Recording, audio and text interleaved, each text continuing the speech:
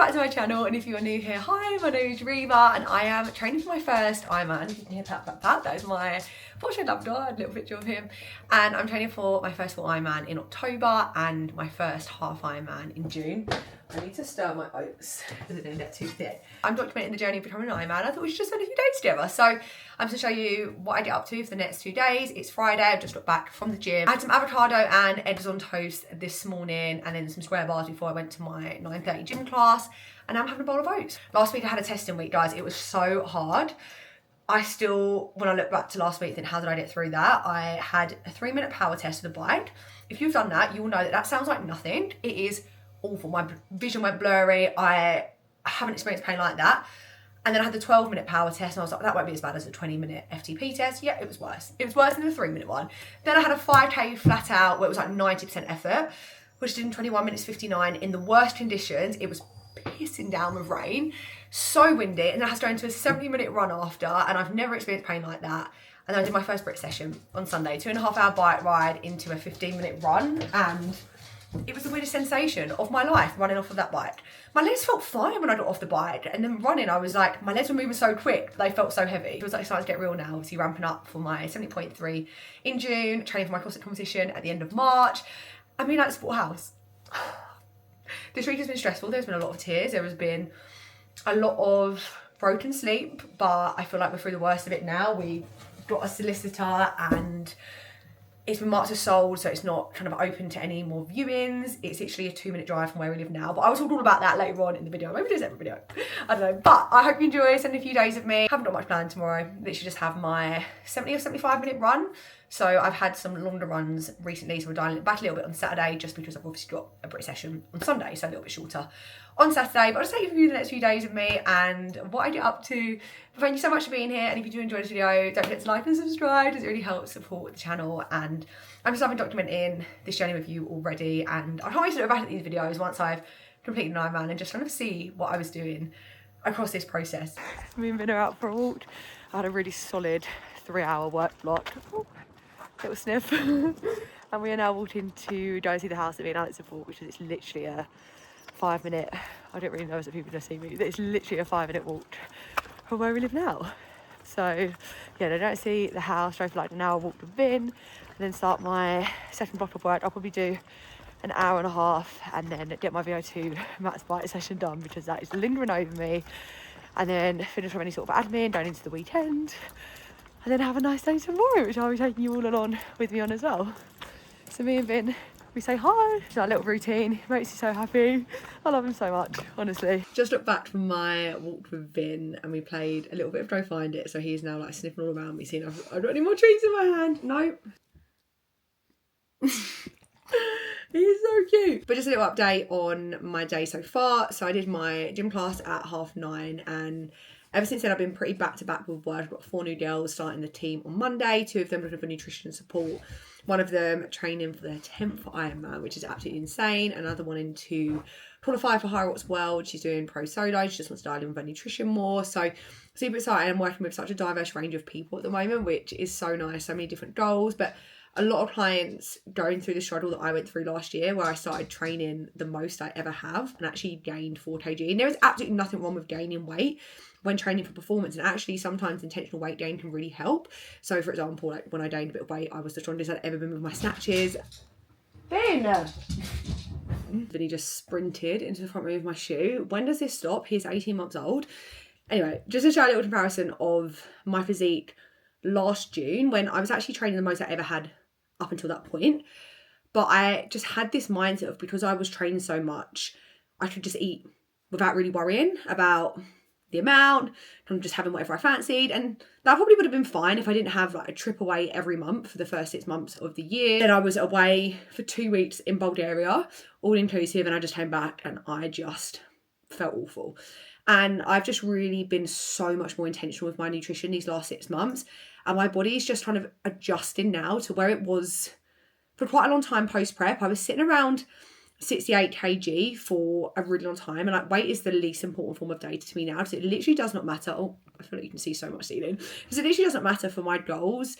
I just want to have a body composition I feel good about and perform well. And I don't think that makes you vain or is a bad goal to have. Like, you can want to look and feel good and perform well. And looking and feeling good doesn't just come from being your smallest self. Like, I'll never go back to this picture here when I weighed 61 kg because I lost my cycle, I had no energy, I had no balance. But for me, I feel like I'm at my perfect in between now. Like, I'm performing really well, I'm fueling really well, my weight is stable, and I'm just feeling really, really good.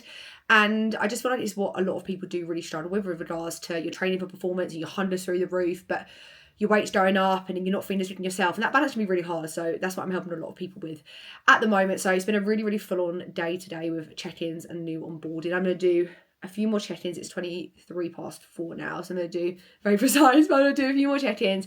I'm going to plan to start my VO2 max bite session at 5 because it's an hour session, so that'll be done by 6 and I can have my dinner. I haven't actually showed you any of my food today because I realised I did a full day of food, literally as my last video, so this can just be more like spend the days with me today and tomorrow. But yeah, get that session done 5 till 6, then I'll do some admin on the sofa, have dinner, and make sure that I'm not going into the weekend with like loads of work that I've got to do. I really want to have a relaxing weekend. So I've got my VO2 bite session now. So I told you about the testing that I did last week. I did my 3-minute power test and my 12-minute power test on the bike, and my coach wrote on my test results, she said, well done getting your tests done. Your results show that you're very good at holding a strong, steady effort once you settle into it, which is great, as that's what we've been working on as we build towards your longer races this year. You convert a high proportion of your top end aerobic work into sustained work, which is a strength and suits longer, steadier efforts. But the biggest opportunity for improvement is at the top end. So the next block is going to be focused on higher intensity work to lift that ceiling and help my sustainable power to continue to move up. So it means a lot of VO2 work basically, and kind of above threshold efforts. So she said we'll be incorporating more VO2 efforts, keeping the sweet spot work in to get me comfortable with this effort for my 70.3, and then obviously plan on increasing my FTP as well. So I did the average, I held, and he's literally like kicking his little bit of apple all around the floor. So I held 270 average watts for my 3-minute power test and between like 225 to 230 for my 12-minute power test. It's not going to be an easy session. Like, technically it should be quite easy to do in the sense of 230 is roughly what I was holding for 12 minutes, and obviously this is 3, but it's 5 times, so it's being able to kind of keep that up for all 5 sets. But I'm going to go and do it now. Probably won't film much from the bike until the cool down because I know I'm going to be in a hole, but let's just get it done. We'll be done by 6:30. I can have some dinner, chill on the sofa, watch Bridgerton, and just have a nice chill evening. That was my first ever bike session I didn't finish. I synced it all up to Training Peaks, kind of as I usually do, like the Wahoo app, and I was on like my 3rd lot of the 3-minute spin. My 3rd lot of the 3-minute spin, and I like put the resistance up after the recovery, set it up to the 230 watts that I needed to get to, and I was like pedaling with everything, and it was like 140 watts, and I put it up to like 40% resistance, and usually it's like 30% resistance for 230 watts. So I was like, okay, I'll just like delete the workout, try again. Like, saved it, uploaded it to Training Peaks, and I was like, I'll just do it now as another part of the workout. Did 1 lot of 3 minutes, happened then, and I was just like, you know what, my body is so tired. I feel like I haven't properly recovered from last week's testing week, first sprint session. Like, it was just a lot.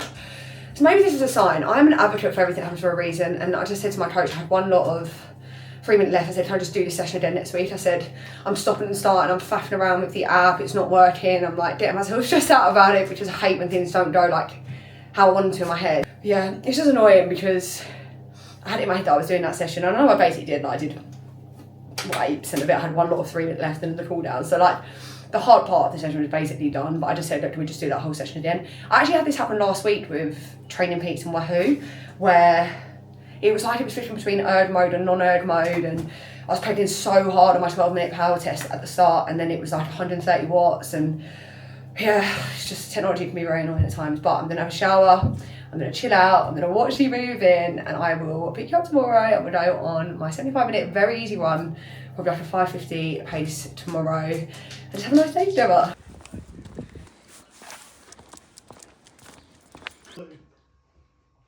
Go and do my 75-minute easy run. We got up this morning, took Vinny for a walk, walked away. It was about an hour walk. Went to the baker's, got some fresh bread, shared a pastry, and took him to like 7K steps in early on in the morning with Vince. That was really nice. I will share some clips of me on my run and then pick you back up later today. Me and Alex are doing a Valentine's Day kind of date night, which will be really, really nice, and I'm looking forward to that. You're going to watch rugby today, and then I'm just going to get on top of the chores, on top of the jobs, and then we'll sit and have our steak for tonight.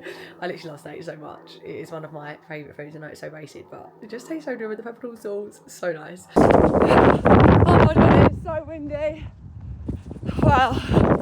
Just got back from my run. Alex is actually so cute. He's left out my avocado, the saucepan with eggs, and then avocado eggs on the sourdough that we bought this morning. That one was actually really good. I loved not signing my watch. Now, I never really check my watch anyway when I'm doing an easy run, just because if I'm going off a feel, for me, that isn't a pace that's the same every week. Sometimes an easy run, I'm in zone 2 around 5:35, 5:40. I would say that 80% of the time it's between like 5:45 to 5:48, where I just feel like I'm getting into kind of my natural steady state pace. But sometimes it's 6 minutes, sometimes it's a bit above. And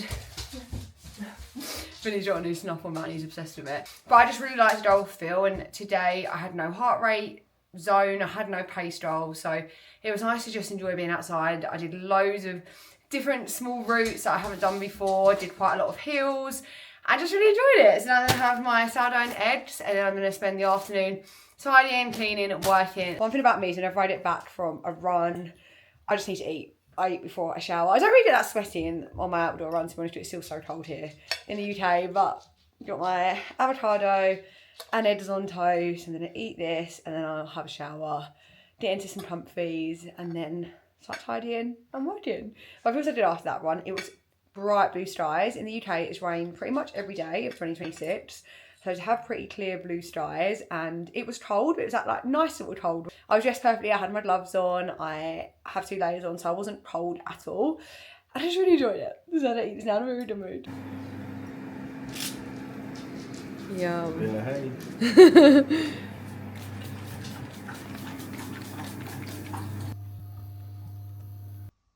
Good.